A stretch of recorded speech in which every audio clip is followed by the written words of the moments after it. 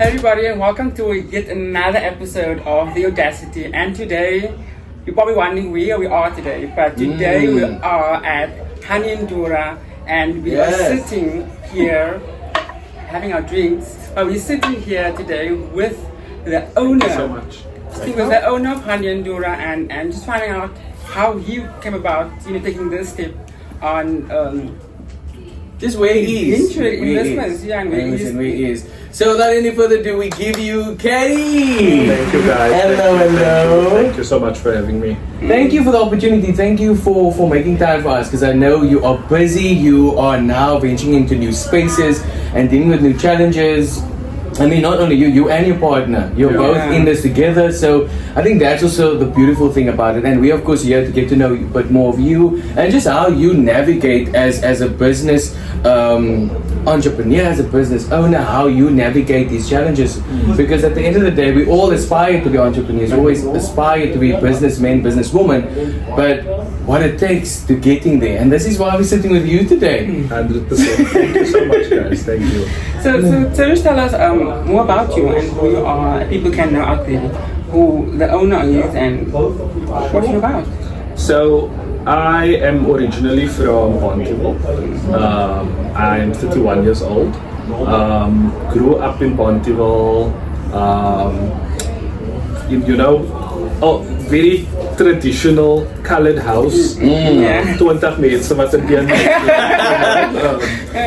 shared a room with my mom, her sister, with her kids, with their kids, my granny, full house, full house. So I grew up in Bontiville, went to school in Alces, and matriculated 2011, and that's a little bit about my background. Wow, that's absolutely amazing. And studying wise, what is it that you actually wanted to do initially? What is it that little Gary wanted to become when he's so two things, that little colored boy that wants to be a DJ. That was a moment for me. And then when getting a little bit older, I was interested for a little while in journalism. But I think overall, I've literally always wanted to do business. And maybe just as a youngster, not realizing that I wanted to do that. When I started high school, 13 years old, I, for example, started selling popcorn. Came home in the afternoon, packaged the popcorn, bought the see-through packets, ice and sugar and salt, making the popcorn packets. I had a big sign up outside, and when it doesn't sell, I'll walk around to the neighbor's house, 50 cents a packet of popcorn, and that was for me to be able to buy sweets and chips and because coming from a poor background, we were given what we need, but we weren't always able to have what you want. And to have that once, you had to work for it. I mean, That's absolutely amazing. So you almost always had this mentality of business-minded. Absolutely, without realizing it. Because I mean, at 13 years old, you don't realize what it is. I just wanted money.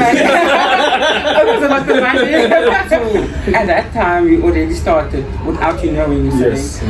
So later in the life, after school, after studies, how did it come about that you realized, okay, this is what I want to do, and started business? So I still don't think even after school that I realized it. Again, finished matric, you finish exams in November period, and then I opened the takeaways out again from home. My friend and I, we cut potatoes, bought rolls, asked my dad, listen, borrow me money just to buy a few ingredients and I'll pay the money back.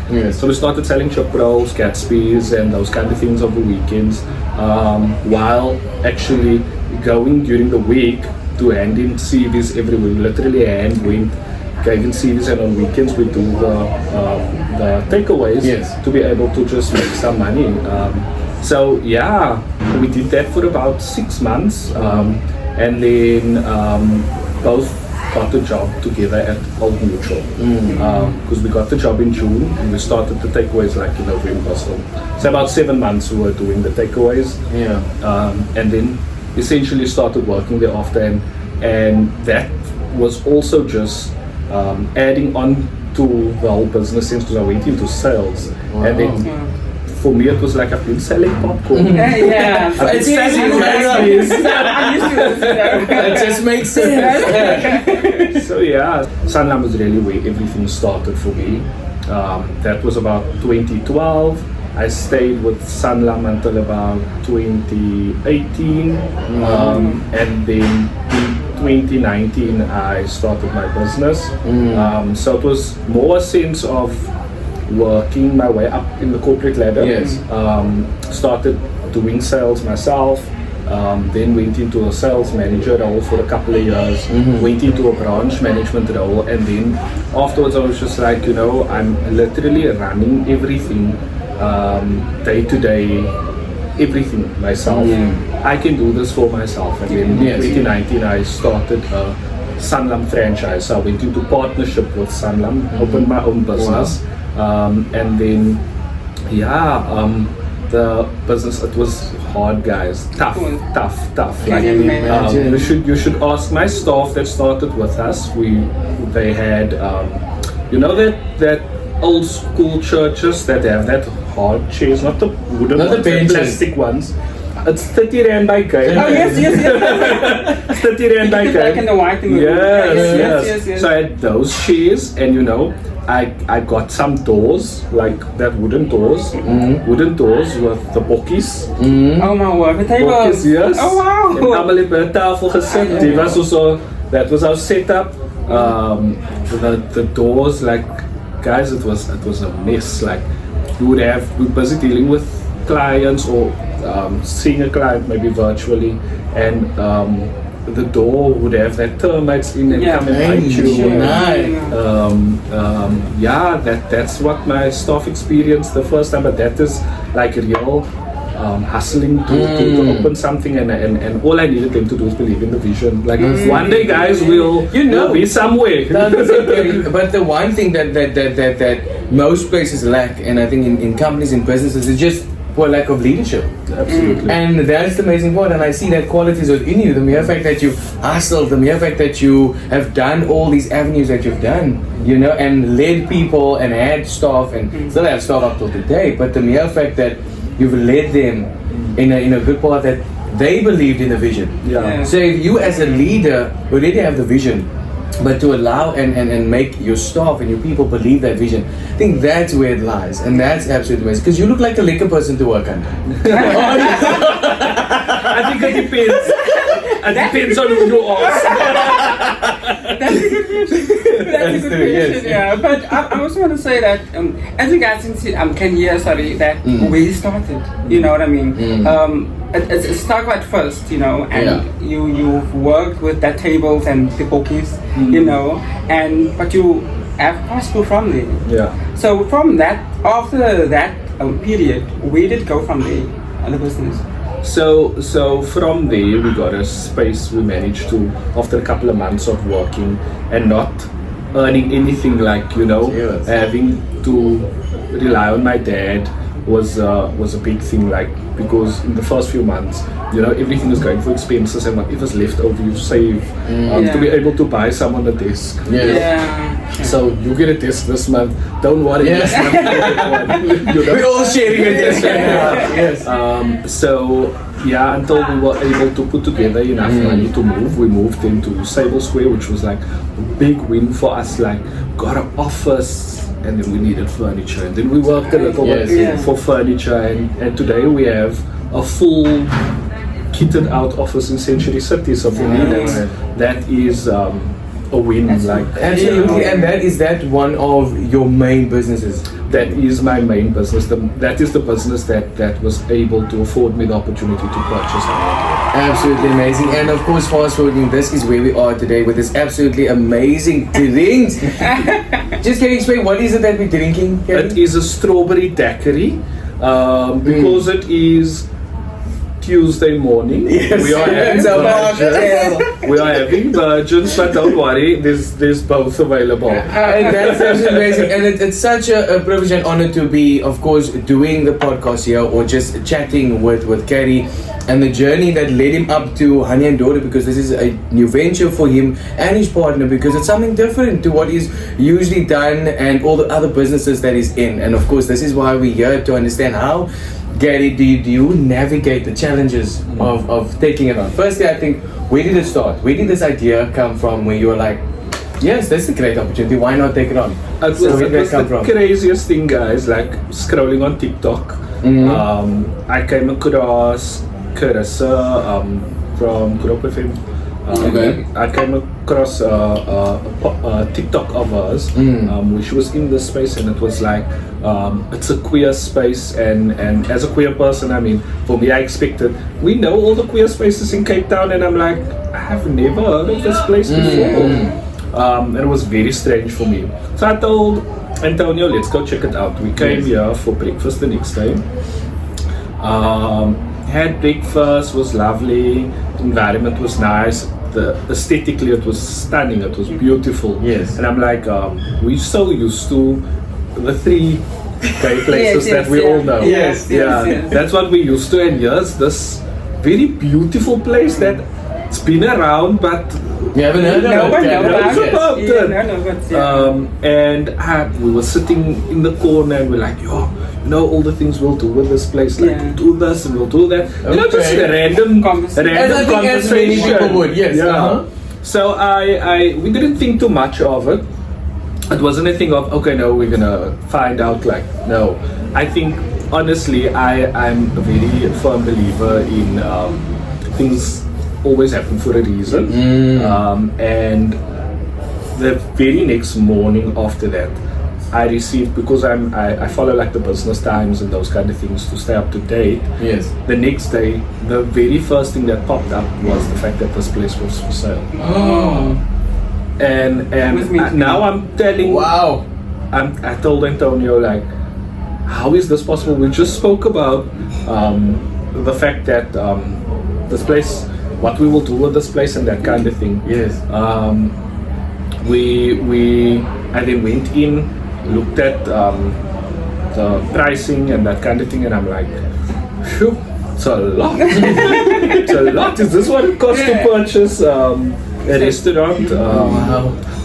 But anyway, knowing that at the time, like we didn't have enough finances to be able to purchase the place, we still went on a whim and went like, I'm still gonna try, and reached out to the owner. Immediately the next day I drove to him. I'm like, the owner here, like, came to knock on the door.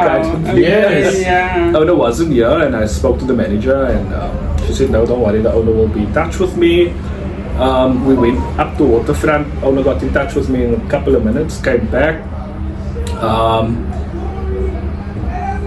My friend and I came back. I came to show her the place. We then went into negotiations with the owner, and yeah, that is basically what happened. Went into negotiation, made him an offer, he refused. Came back with a bigger offer. And then so there's a lot of back and forth negotiating, but absolutely so much faith. Oh my gosh! And I'm listening to this, so it's so inspiring, because the mere fact that you went out on a limb, the mere fact that you took the opportunity, you didn't wait on anything, and just the mere fact that it almost came your way. It's like, in a sense, you manifested it. Absolutely. And you had that faith of a mustard seed, honeys. A mustard seed, you know. It's so powerful, and that's so beautiful. Just the inspiration of your story and where it comes from and where it stems from. So, okay, here we are. You got the place, and you're like, this is what we're gonna do. So, how does it feel now, having the space that you... So scary. Yes. Dylan, honestly, like, it's scary. Never being in this industry before.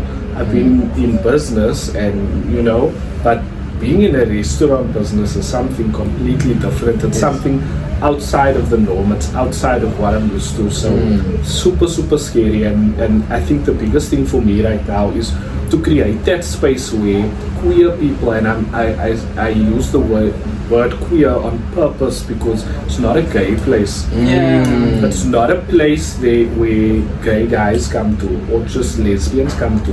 We want everyone that is part of the community to come here and feel safe. Outside of that, we want to speak to that little boy or little girl who's watching this podcast right now and thinking, and I'm not meaning little, I'm thinking maybe someone that's 16 years old thinking, where do I go for advice? Where do I go to, that's a safe space for me to actually be who I am? And you should be completely comfortable to come here and just ask, like, I need to speak to someone. This is who I am, this is the challenges that I'm facing, and it should be anyone coming in, anyone here at the restaurant. If you guys are here chilling and you see someone come in, it should be a safe space. And not a restaurant. Generally, if you think of a restaurant, you think I'm coming to eat. Yes, we have food, but that's not the aim. The aim is for you to come here, chill. Come here, this is your haven, this is your home, this is your safe space where you can feel and be exactly who you want to be. Nobody's going to be here that judges you.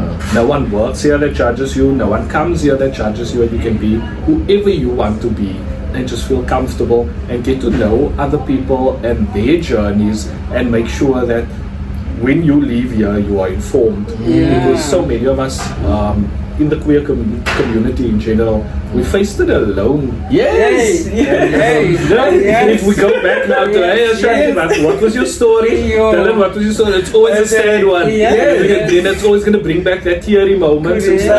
So if we can save one person from that, then that's an achievement on its own.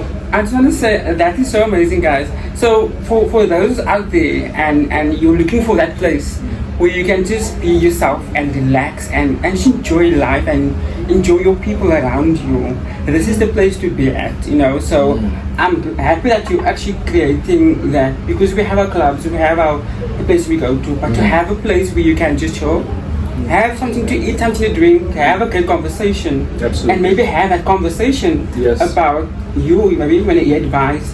Yes, people here that would listen to you and be able to give you that advice. So I think Honey Dora is your next home. I definitely that, and I want to say thank you. I want to say thank you for creating this space. Thank you for allowing this space, because we need more spaces like this. Absolutely. You know, and I hope that it's gonna be spread far and wide about where Honey Dora is and what Honey Dora is about, and hopefully with this you get to understand, you get to see, and you're gonna come and just celebrating that there's a space for you, there's a space for everyone, and this is what Honey Dora is about. So with that being said, right, you of course openly queer and you are married, and how is it, right, for a married couple and for you and your husband to be navigating such an adventure, adventure basically it is at the end of the day, because with a restaurant, the business that you know even nothing about in a sense, but open to learning, open because you are a businessman yourself.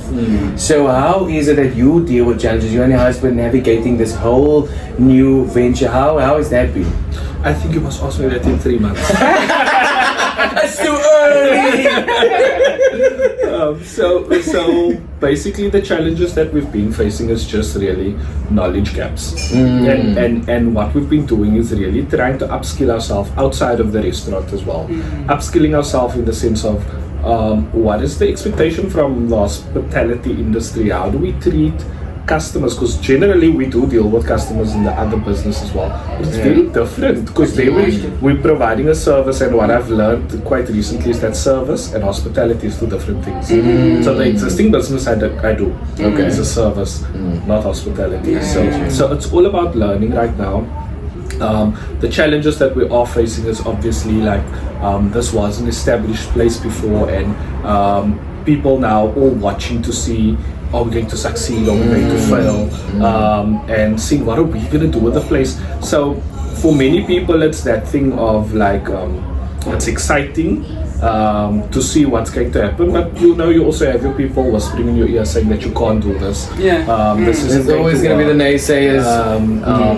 But we are absolutely going to show them. Yes, yes.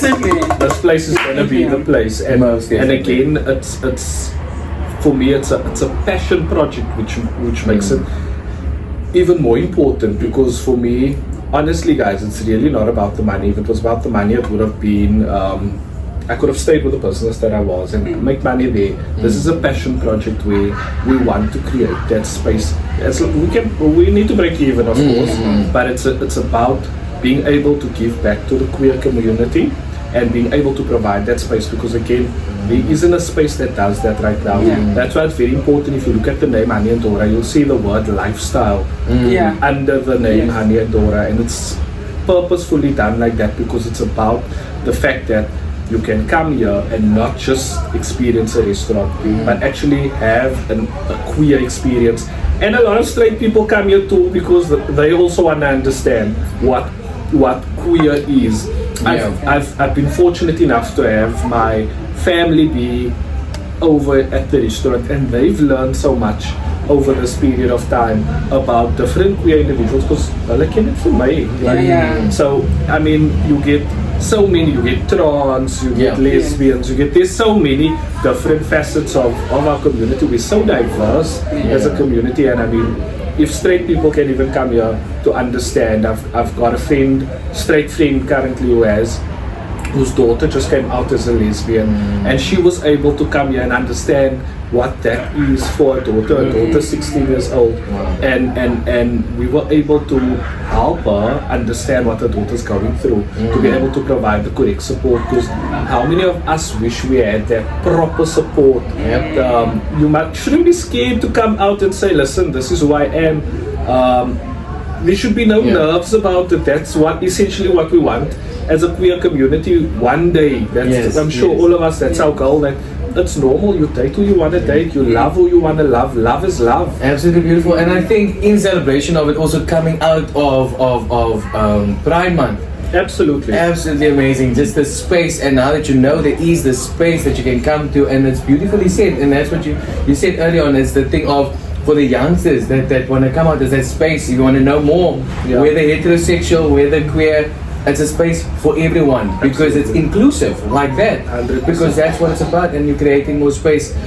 So with that being said, thank you so much for your time. Thank you so much for being with us. Thank you for this opportunity that we get to be here and just catch up with you and just be in this amazing space that is Honey and Dora, that is for you, it's for me, it's for everyone. It's that inclusive space that you can come down and just enjoy a beautiful mocktail, cocktail, food, conversations, and that's absolutely amazing. It's amazing. Yes, it's amazing. And just to have this space, guys, and I think we all, you heard it from the man himself, the owner of Honey and Dora, coming to this space and feel free and feel at home, and just be you know. So now you know there is a space that you can be yourself. Absolutely amazing. Bring your friends, bring your family. You can even come with your mother and father, even though you're queer.